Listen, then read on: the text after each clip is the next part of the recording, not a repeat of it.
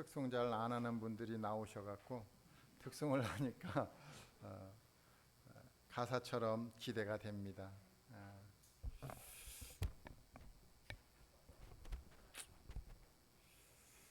우리 성경 구절 한 구절 말씀 찾아보겠습니다. 골로새서 1장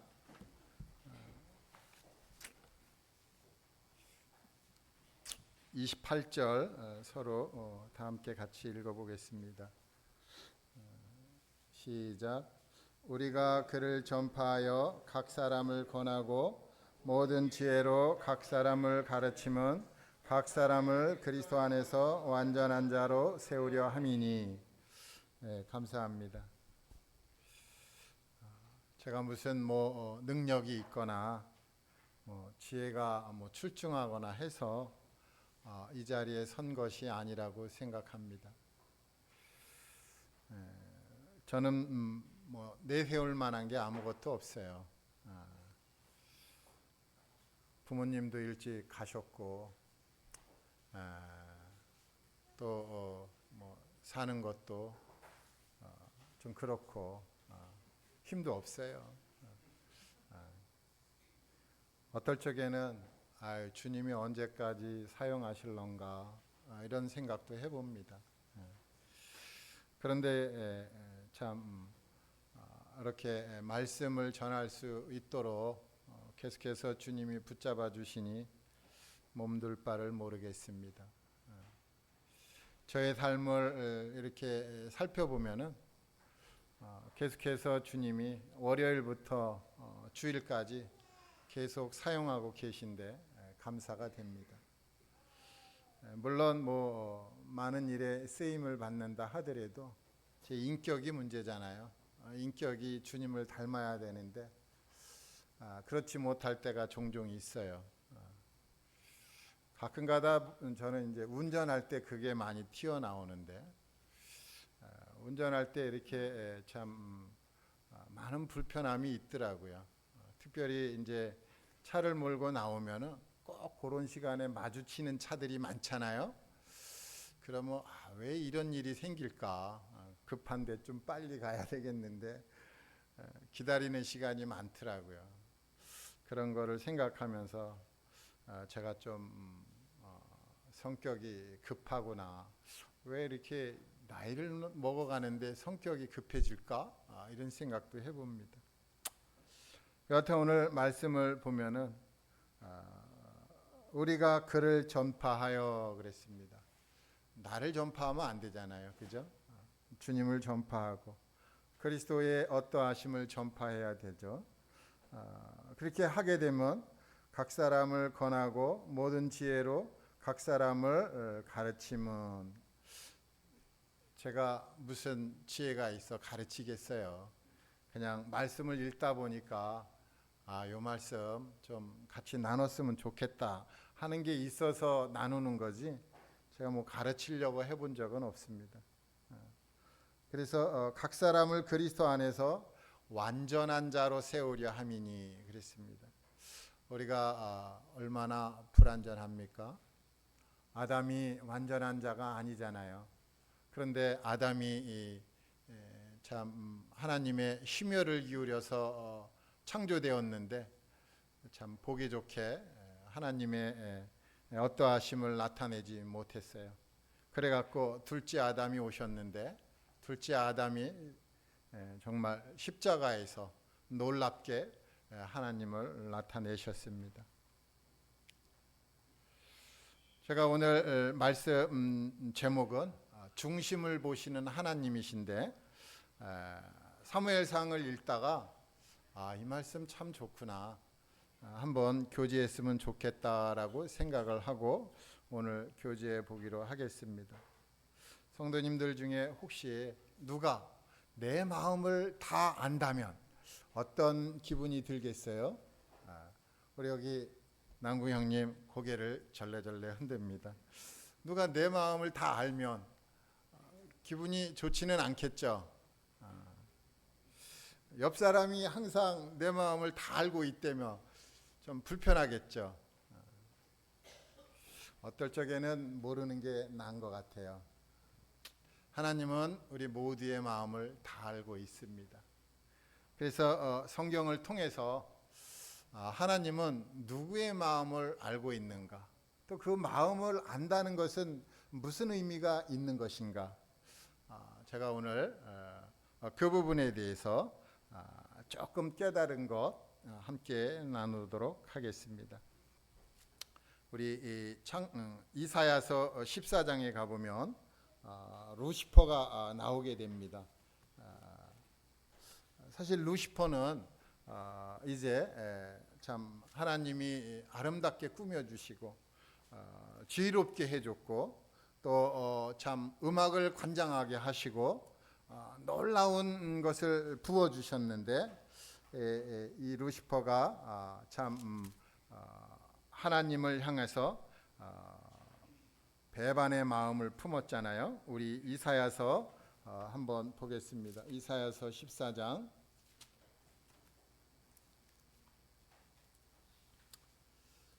12절부터 제가 몇 구절 읽겠습니다. 너 아침의 아들 계명성이여 어찌 그리 하늘에서 떨어졌으며 너 열국을 엎은 자여 어찌 그리 땅에 찍혔는고. 내가 내 마음에 이르기를 내가 하늘에 올라 하나님의 뭇별 위에 내 자리를 높이리라. 내가 북극 지폐의 산 위에 앉으리라. 가장 높은 구름에 올라가 지극히 높은 이와 같아지리라 하는도다. 그러나 이제 내가 스올 곧 구덩이 맨 밑에 떨어짐을 당하리로다. 하나님께서 루시퍼의 마음을 아셨습니다. 루시퍼가 어떤 마음을 품었는데 그것을 행동에 옮기기 전에 하나님이 그 루시퍼의 마음을 알고 루시퍼를 쫓아냈어요. 루시퍼는 5가지의 마음을 품었습니다. 첫 번째로 이제 참 하늘에 올라가겠다, 그런 마음을 품었어요. 루시퍼의 자리는 하늘의 자리가 아니죠. 또 루시퍼가 하나님의 뭇별 위에 내가 내 자리를 높이리라 그랬어요. 루시퍼의 자리는 그 뭇별 위에 그 자리를 두는 것이 아니죠. 그런데 자기가 그런 마음을 품었다는 것입니다. 또 내가 북극 지폐의 산 위에 앉으리라. 루시퍼는 계속해서 높은 곳을 자꾸 바라봤어요. 어떻게 하면 높은 곳으로 올라갈까? 그래서 그런 마음을 품고 이제 더 나아가서 가장 높은 구름에 올라가 지극히 높은 이와 같아지리라. 그래서 하나님과 같아지리라는 그러한 참 교만한 마음을 품게 되었습니다. 하나님이 그것을 아시고 루시퍼를 쫓아내셨어요. 왜 쫓아냈습니까? 루시퍼가 정말 그 마음을 가진 그대로 그 자리를 차지하면 안 되잖아요. 그 자리는 누구의 자리입니까? 예수 그리스도의 자리입니다. 그 자리는 고난을 받고 영광을 받아야 할 자리가 있는데 그 자리를 루시퍼가 차지하려고 하는 것이에요. 아무런 고난도 없이 그 자리를 차지하면 안 되잖아요. 그래서 하나님께서 그 마음을 아시고 루시퍼를 쫓아냈습니다. 하나님은 사람의 마음도 알고 있습니다. 우리 창세기 6장을 보면은 이런 말씀이 있더라고요.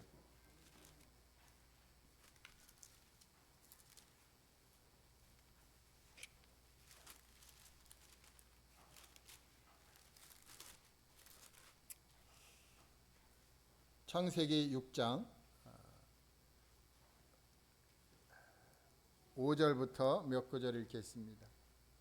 여호와께서 사람의 죄악이 세상에 가득한가 그의 마음으로 생각하는 모든 계획이 항상 악할 뿐임을 보시고 땅 위에 사람 지으셨음을 한탄하사 마음에 근심하시고 이르시되 내가 창조한 사람을 내가 지면에서 쓸어버리되 사람으로부터 가축과 기는 것과 공중의 새까지 그러하리니 이는 내가 그것들을 지었음을 한탄함이니라 하시니라. 루시퍼의 마음을 아시는 하나님은 사람의 마음도 알았다는 것입니다. 우리 사람은 사람의 마음을 잘 모릅니다. 그죠?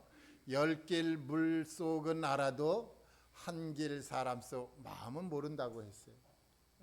우리 이 사람의 마음을 잘 모르겠는데 이 사람은 변화무쌍하잖아요. 그래갖고 잘 알 수 없는데 하나님은 아신다는 것입니다. 그래서 여기 말씀해 보니까 그때의 사람의 죄악이 세상에 가득했을 때인데 그의 마음으로 생각하는 모든 계획이 항상 악하다는 것입니다. 도대체 어떤 생각을 했길래 항상 악할까 보니까 성경에 약간 힌트가 있습니다. 이제 노아의 때를 말씀하시면서 노아의 때에는 무슨 일이 있었죠? 노아의 때는 사람들이 먹고 마시고 장가가고 시집가고 이런 일이 이제 성행했다는 것입니다. 사람들이 모이면은 먹는 거, 마시는 거, 장가가고 시집가는 이야기가 가득한데 하나님 얘기는 빠졌어요. 하나님이 없는 거예요. 그래서 매일 모이면 항상 모이면은 그 이야기를 하는 거예요. 야, 우리 뭘 먹지? 우리 뭘 마시지? 장가는 어떻게 가지? 우리 시집은 누구한테 갈까? 이런 이야기들이 세상에 가득 찼다라는 것입니다. 그래서 하나님께서 그 마음을 아시고 그 마음이 악하다 그럽니다. 그 악한 마음을 하시고 어떻게 할까? 그냥 놔두면은 점점 죄가 더 번성하잖아요. 하나님께서 사람을 지으셨을 때 사람이 땅에 충만하고 사람이 번성해야 되는데 이 죄가 자꾸 번성하는 거예요. 더 이상 방치하면 안 되겠어요. 그래갖고 하나님께서 대비책을 세웠는데 이제 지구에 전 지구적으로 홍수를 일으켜갖고 지구에 있는 생명이 있는 것들을 다 멸절시키는 것입니다. 물론 노아와 그 가족은 제외를 시켰어요. 하나님께서 중심을 보신다라는 것은 하나님은 대책이 있다라는 것입니다. 대책을 가지고 있기 때문에 루시퍼의 마음을 보고도 대책을 세우셨어요. 하늘에 있으면 안 되겠다. 사람의 마음을 보고도 대책을 세우셨어요. 그냥 놔두면 안 되겠다. 죄가 더 번성해지니까 아무런 의미가 없구나. 이제 참 멸절시켜야 되겠다. 그러는데 이제 복음서로 넘어오면 예수님이 이런 말씀을 하세요. 사람의 속에서 나오는 것이 사람을 더럽게 한다고 하면서 사람 마음 속에 있는 악한 것들이 가득 차 있다라는 것을 알려주셨는데 하나님께서 우리 주님께서 그 사람들을 멸절시키지는 않으셨어요. 별도로 대비책이 있다는 것입니다. 그러나 이 노아의 홍수 전에는 대비책이 이제 사람들을 멸절시키고 새로운 이제 세상으로 이끌어 가는 것입니다. 이처럼 하나님은 중심을 보시게 되는데 제가 이 말씀을 교제하게 되는 것은 사무엘상을 읽다가 이제 교제하게 되었습니다. 우리 사무엘상 16장을 다 함께 읽어보도록 하겠습니다. 사무엘상 16장 1절부터 7절까지 교독으로 읽겠습니다. 성도님들이 먼저 읽어주시죠. 16장 1절 시작.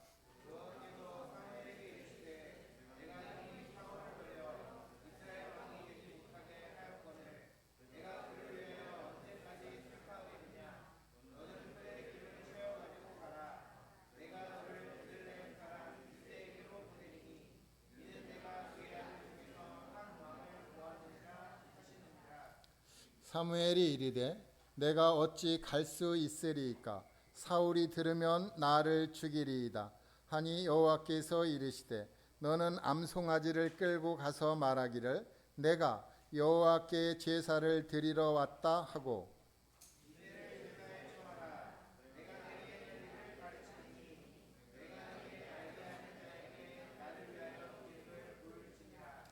사무엘이 여호와의 말씀대로 행하여 베들레헴에 이름에 성읍 장로들이 떨며 그를 영접하여 이르되 평강을 위하여 오시나이까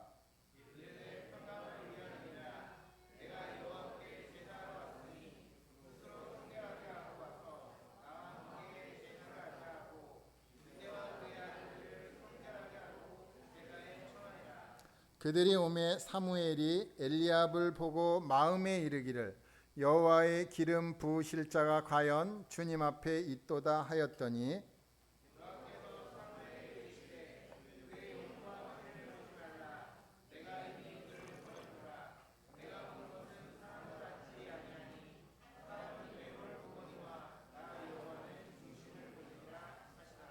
감사합니다. 이 말씀이 너무 좋더라고요. 나 여호와는 중심을 보느니라 하시더라. 얼마나 감사한 말씀이에요. 나의 마음을 하나님이 보고 있다. 얼마나 감사해요. 예? 성도님들은 감사하지 않나요? 저는 너무 감사하더라고요. 야, 그래도 주님은 나를 알아주시는구나. 내 마음을 알아주시는구나. 사람들은 나를 모를지라도 주님은 나를 알고 있으니 이 얼마나 감사한 일인가. 이런 생각을 하니까 너무 흥분이 되더라고요. 여기 이제 여호와께서 사무엘에게 이렇게 말씀하셨어요. 내가 이미 사울을 버려 이스라엘 왕이 되지 못하게 하였거늘. 사울은 어떤 사람입니까? 사울은 이스라엘의 첫 번째 왕이에요. 그 왕이 되기 위한 과정들이 이제 사무엘상에 기록되어져 있는데, 이제 아버지의 명을 받아서 잃어버린 나귀를 찾으러 가잖아요. 그래서 하염없이 돌아다니다가 야, 이제 참 나귀는 못 찾고 아버지께 돌아가려고 그랬는데 함께한 종이 이제 선지자를 찾아가서 한번 들어봅시다 해서 선지자를 찾아가잖아요. 그 선지자가 이제 사울이 올 거를 알고 이제 준비하고 있는데 하나님께서 그러셨잖아요. 이제 왕으로 그를 세우라. 그래서 이제 사울을 왕으로 세우려고 하니까 사울이 그래도 조금은 겸손한 이야기를 하잖아요. 그래갖고 사울을 세우게 되었어요. 사울을 세우게 돼갖고 이제 참 하나님이 말씀도 주시고 그래서 이제 그 말씀 따라서 이제 아말렉과 전쟁을 해서 승리하게 되는데 하나님의 말씀을 50%만 반만 이제 참 따른 거죠. 전쟁을 해서 싸워서 승리를 하게 됐고 승리한 건 좋았는데 하나님께서 남녀노소를 죽이라. 그리고 우양 소나 양이나 다 죽여라 그랬는데 그 남녀를 죽이고 왕은 아각 왕을 살려갖고 왔고 또 이제 기름진 소나 양을 취하잖아요. 그래갖고 하나님께서 내가 왕 삼은 걸 후회한다 하면서 이제 사울을 왕위에서 내려오게 하는데 사무엘이 사울을 만나서 이렇게 교제를 해줍니다. 15장 22절에 보면 이런 말씀이 있죠. 사무엘이 이제 사울에게 그러는 거예요. 여호와께서 번제와 다른 제사를 그의 목소리를 청종하는 것을 좋아하신 같이 좋아하시겠나이까. 순종이 제사보다 낫고 듣는 것이 순양의 기름보다 나으니. 듣기는 잘 들었는데 이 순종을 안 한다는 것이에요. 그래서 하나님이 원하는 게 이제 뭔지를 알려드렸어요. 순종하는 것입니다. 그래서 이는 거역하는 것은 점치는 죄와 같고 완고한 것은 사신 우상에게 절하는 죄와 같음이라. 왕이 여호와의 말씀을 버렸으므로 여호와께서도 왕을 버려 왕이 되지 못하게 하셨나이다. 하나님의 말씀을 버렸다는 것이에요. 왕이 되기까지는 그래도 잘 따라가는 것 같았는데 왕이 되고 전쟁에서 승리하니까 이제 참 문제가 생겼어요. 전쟁에 막 하다 보니까 사람들이 적군이 막 패하고 이렇게 되다 보니까 하나님의 말씀을 잊어버리고 아주 교만을 품었어요. 교만해졌어. 마치 루시퍼와 같이 교만해졌다라는 것입니다. 그래서 하나님께서 이제 사울을 패하시고자 사무엘에게 방책을 알려주십니다. 그래서 참 베들레헴에 가라. 그 이새에게 찾아가라. 그리고 그 아들 중에 내가 한 왕을 보았는데 그에게 참 기름을 부어라. 놀라운 말씀을 주신 거예요. 근데 사무엘 마음속엔 아직까지도 사울이 있는 거예요.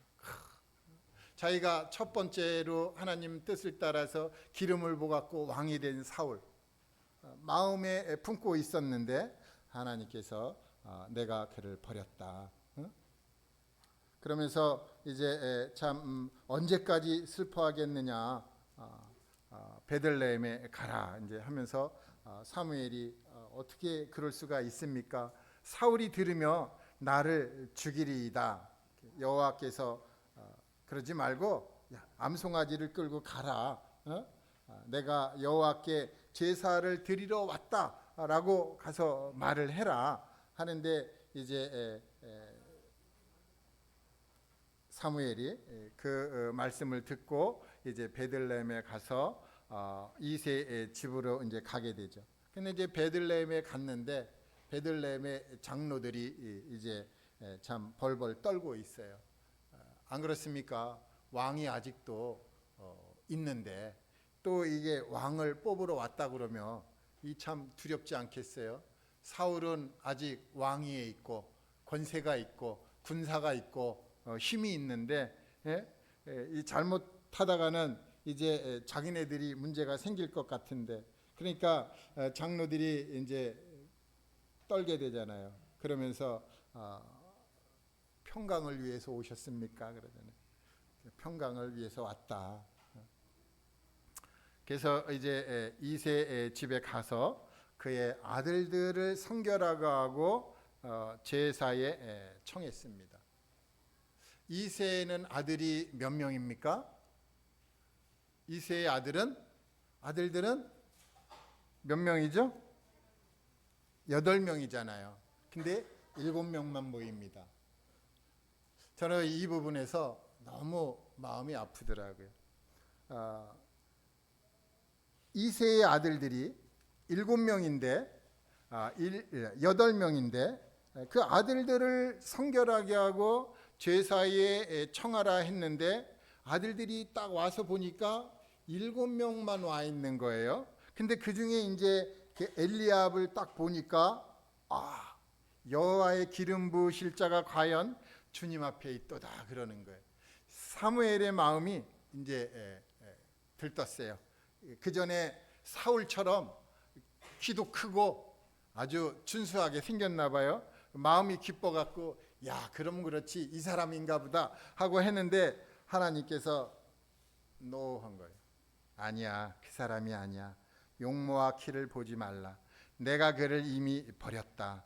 내가 보는 것은 사람과 같지 아니하니 사람은 외모를 보거니와 나 여호와는 중심을 보느니라.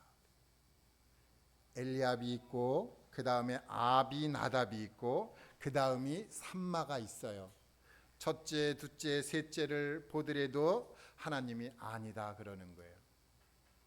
하나님은 이 첫째, 둘째, 셋째 이들의 마음을 보고 왜 아니라고 그랬을까? 그들의 중심은 어떠한 것이 있길래 그 중심을 보고 쟤들은 아니야 그랬을까요? 이 이새의 아들들의 마음속에 그 중심엔 무엇이 있었을까요? 그것을 깊이 생각하다가 드디어 조금 알게 됐어요. 성도님들은 더 깊은 것을 알게 되리라 생각합니다.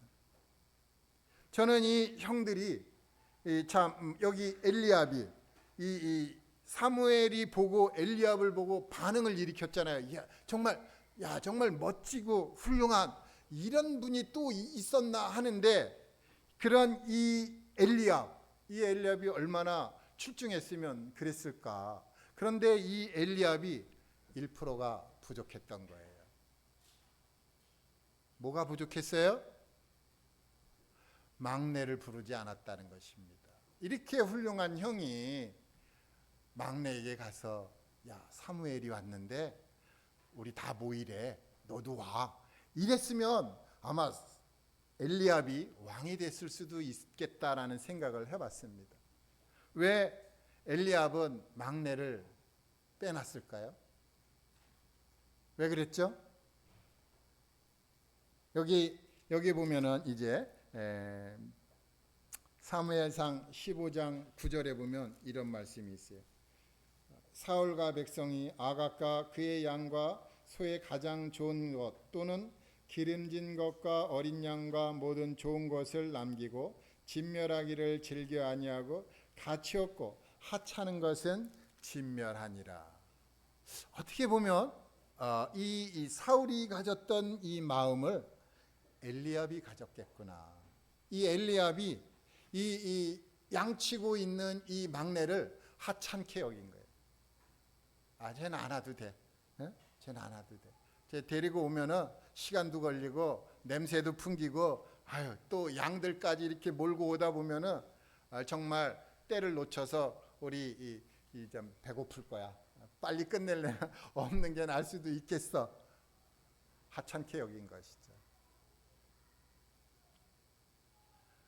사무엘은 그 엘리압의 중심을 못 봤어요. 그러나 하나님은 중심을 받습니다. 그래서 이 사무엘이 이 외모를 보게 되는 것입니다. 여기 외모를 보는 거에 대해서 예수님도 이제 나다나엘을 이제 만나게 되는 때가 옵니다. 이제 빌립이 먼저 예수님한테 찾아와 갖고 예수님을 보니까 정말 참 하나님의 아들 그리스도 메시아인 것 같아요. 그래서 나다나엘을 찾으러 막 가갖고 나다나엘을 불러갖고 우리가 메시아를 만났다 그러니까 이제 바로 나사렛 예수다 그러니까 나다나엘이 선입견이 있어갖고 그러잖아요. 나사렛에서 무슨 선한 것이 날 수 있겠느냐 하면서 나사렛 출신을 하찮게 여기잖아요. 어떻게 보면 이 사무엘이 가졌던 마음, 이게 또 우리들의 마음이 아닐까. 또 이 형이 동생을 챙기지 않았잖아요. 어떻게 보면 이것이 또 제 마음이 아닐까 이런 생각을 해봅니다. 그런데 하나님께서는 중심을 보신다는 것입니다. 예수님이 이 땅에 오셔갖고 이제 회당에 들어가서 복음을 이제 전하잖아요. 그때가 이제 안식일인데 손 마른 사람이 있었어요. 그래갖고 이제 이 손 마른 사람을 어떻게 하나 이 종교인들이 딱 쳐다보고 있는 거예요. 얼마나 참 우스워요. 우리 주님이 참 좋은 일을 좀 하려고 그러니까 그거를 또 색안경 끼고 보고 있는 거예요. 그래갖고 우리 주님이 그러잖아요. 안식일에 선을 행하는 것과 악을 행하는 것, 사람을 살리는 것과 죽이는 것, 어느 것이 옳은 것이냐? 이 대답을 못해요. 왜 못합니까? 당연히 사람을 살리는 것입니다. 선을 행하는 것입니다. 말을 해야 되잖아요. 근데 이 말을 못하고 있는 거예요. 보니까 이들이 마음이 완악하다는 것입니다. 완악해요. 얼마나 완악해요? 사람을 살리는 거는 안 되고 자기들이 모여서 예수님을 죽이는 걸 모의하는 것은 괜찮다는 거예요. 이렇게 완악한 자들이 있었어요. 그런데 이 완악한 자들을 향해서 예수님이 그 노아의 홍수 전에 사람들의 마음이 악한 것을 보고 멸절한 것처럼 멸절하지 않았다는 것입니다. 기회를 주시는 거예요. 우리 주님은 계속 기회를 주셔요. 살아있는 동안에 얼마나 많은 기회를 줬습니까? 주님이 이 땅에 오셔서 3년 반 동안 공생의 그 사역을 할 때 계속 기회를 주시고 또 하늘로 승천하셔서 또 성령을 보내주시면서 또 기회를 주시고 계속 기회를 줬는데도 기회를 놓치고 있어요. 다윗의 중심은 어땠을까? 한번 또 살펴보겠습니다.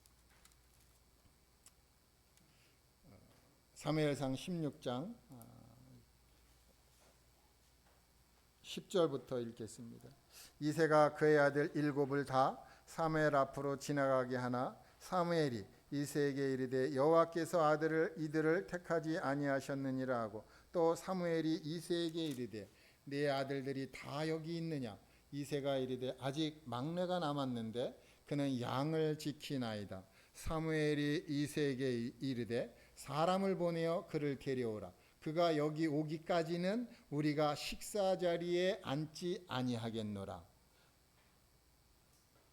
이에 사람을 보내어 그를 데려오매 그의 빛이 붉고 눈이 빼어나고 얼굴이 아름답더라. 여호와께서 이르시되 이가 그니 일어나 기름을 부으라 하시는지라.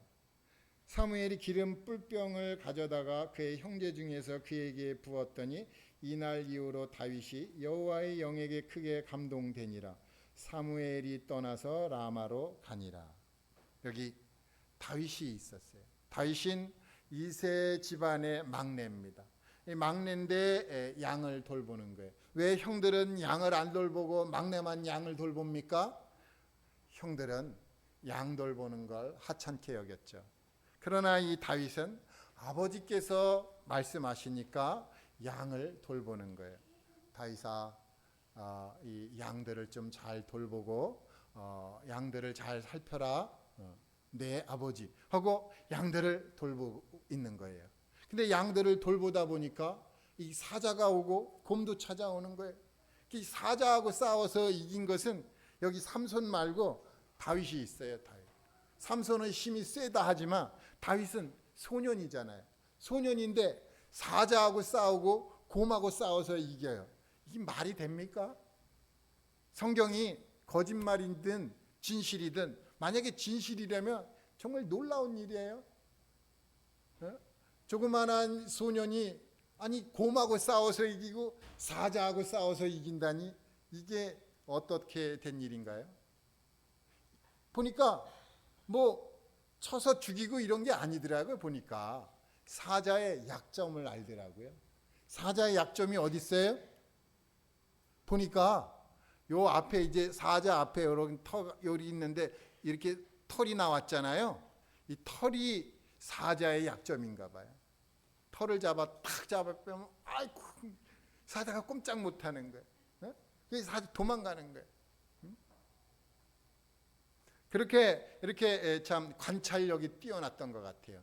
그래갖고 약점을 알아내고 싸워서 이겼다는 것입니다. 자칫 잘못하면 자기 목숨이 위태로운데 사자하고 싸운다는 거예요. 우리 사자 나타나면 어떻게 할 것 같아요, 성도님들? 다 도망가죠. 누가 사자하고 싸우겠어요? 예? 근데 우리 배웠잖아요, 그죠? 다윗한테 배웠어요. 사자하고 싸워야 되는데 사자하고 싸울 때는 한쪽 팔을 줘야 됩니다. 한쪽 팔을 주면 사자가 노리는 건 목이거든요. 목을 뭅니다. 그래서 팔을 주면은 팔을 붙잡는데 여기를 문대요. 그때 우리 털을 뽑아야죠. 그래야 이게 참 이론일지 실제인지 이론으로 끝났으면 좋겠습니다. 이 다윗의 중심은 무엇일까요? 아버지의 말씀이잖아요. 아버지가 그렇게 해라. 네, 알겠습니다.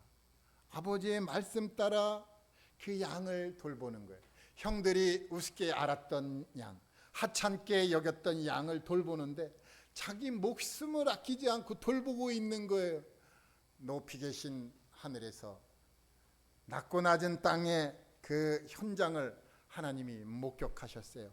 야, 저기에 저렇게 자기 목숨을 돌보지 않으면서 저 양들을 돌보는 저 다윗은 누구인가? 그 보면 볼수록 하나님의 마음이 감동되는 것이에요. 야, 저렇게 지극히 작은 것에 충성되는 자가 있구나.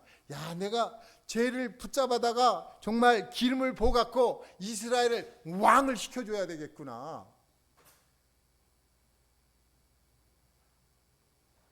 그래서 지극히 작은 것에 충성된 자는 큰 것에도 충성되다고 우리 주님이 이 땅에 오셔서 말씀하셨어요. 우리 예배당 홀을 55세 이상이 청소하래. 얼마나 좋아요. 그죠? 하고 싶었는데 청년들이 다 해버렸어. 우리가 할 일이 없어. 너무 안타까운데 일자리를 줬어요. 어떻게 해야죠? 손바닥으로라도 쓸어갖고 깨끗하게 해야죠. 나만 또 그렇게 하면 안 되는데, 다 같이 해야 되는데, 아주 귀한 일자리를 줬습니다. 주님이 주신 거잖아요. 우리 열심히 해야 되겠습니다.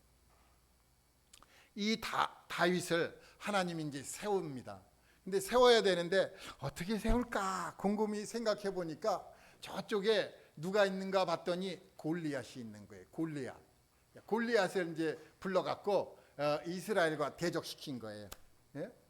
그래서 이제 골리앗 진영과 이스라엘 진영이 이제 대적하고 있는데 골리앗을 딱 불러갖고 이제 세웁니다. 이 골리앗이 어떤 존재예요? 키도 크고 체격도 좋고 힘도 세고, 그런데 이렇게 강한 장점을 갖고 있는데 투구를 쓰죠, 흉갑을 두르죠, 뭐 각반을 차죠, 방패도 크고 칼도 크고, 그럴 필요가 없잖아요. 힘이 그렇게 센데. 그런데도 불구하고 그런 거를 다 갖추고 오는 거예요. 약점이 있구나. 약점이 있어. 그러니까 그런 걸 다 차고 오는 거죠. 그래서 이 골리앗을 불러갖고 이제 참 이스라엘을 막 모욕하고 있는데 하나님께서 이 다윗을 싹 전장 속으로 싹 들이밀어요. 싹 들이밀고 뭐라 그러는지 듣게 하는 거예요. 봤더니 골리앗이 이스라엘을 모욕을 하는 거예요. 이 다윗이 얼마나 화가 났겠어요. 이스라엘은 하나님의 선민이고 이스라엘을 모욕하는 것은 하나님을 모욕하는 것과 같은데, 저 안 되겠다. 내가 가만히 있으면 안 되겠다. 내가 양을 참 돌보면서 사자와 곰을 싸워서 이겼는데 그렇게 싸워서 이기면 나를 계속해서 하나님이 살려두시려 한 것이 아니겠는가. 내가 저 골리앗과 싸워야 되겠다. 하나님의 계획 속에 골리앗이 있었던 거예요.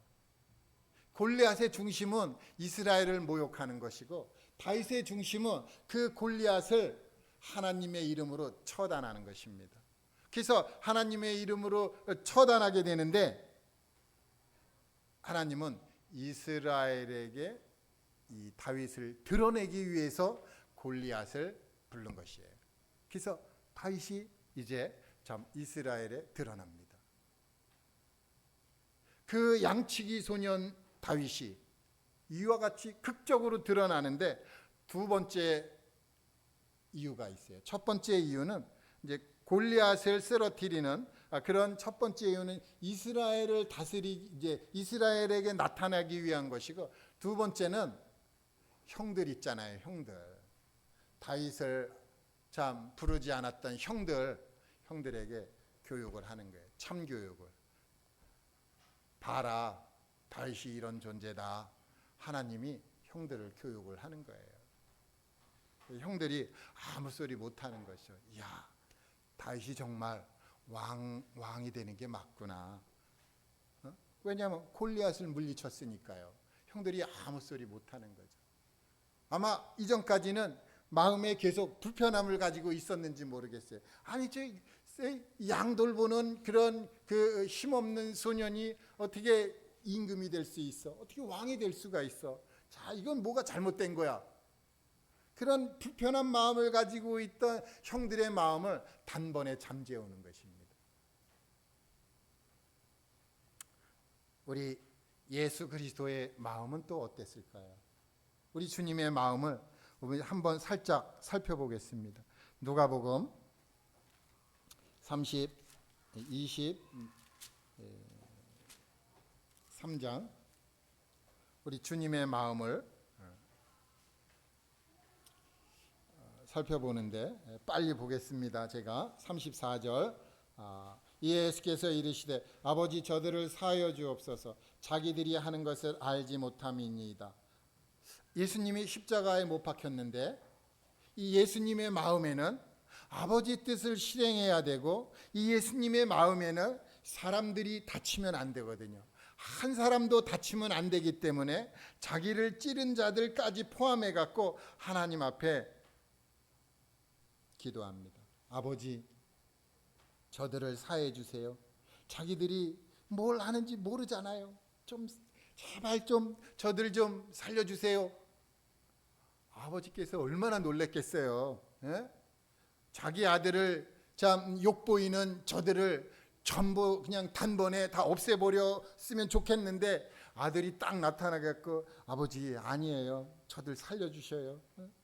이렇게 딱 기도하는데 아버지 마음이 녹지 않았겠어요. 우리 예수 그리스도의 마음이 이렇다는 것이에요. 한 사람도 다치면 안 되는 거예요. 근데 이제 그렇게 이제 모진 고통받고 고난받고 이제 힘이 쭉 빠져서 이제 참 너무 힘든데 그 옆에 강도가 베란간 당신의 나라에 임할 때 나도 좀 생각해 주세요. 그러니까 예수님이 기력이 다 빠졌는데 그런데 그 강도 돌변한 강도 회심한 강도에게 내가 진실로 내게 이르노니 오늘 네가 나와 함께 낙원에 있으리라 그러는 거예요. 많은 사람을 위해서 하나님께 기도하고 한 사람을 위해서라도 힘이 다 빠졌는데 그 한 사람을 위해서라도 우리 주님은 기도했다는 것이에요. 우리 이 주님 예수 그리스도의 마음이 이와 같은 것이에요. 그래서 많은 사람을 위해 아버지께 기도했을 뿐만 아니라 힘이 다 빠졌는데도 불구하고 한 사람을 위해서라도 말씀하신다는 것입니다. 얼마나 귀한 예수 그리스도인가요? 결론을 말씀드리겠습니다. 하나님은 아버지의 뜻을 따라 목숨 걸고 양들을 지킨 다윗을 왕으로 쓰셨습니다. 다윗의 마음에 항상 아버지의 말씀이 있었다는 것입니다.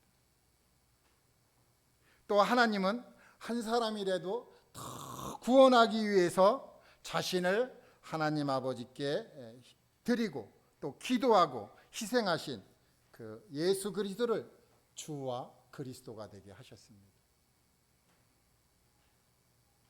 아무리 좋은 그릇이라도 자신이 깨끗해야 하나님의 쓰십니다.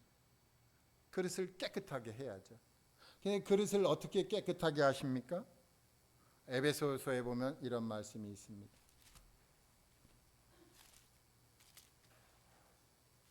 에베소서 5장 또 읽고 보겠습니다. 에베소서 5장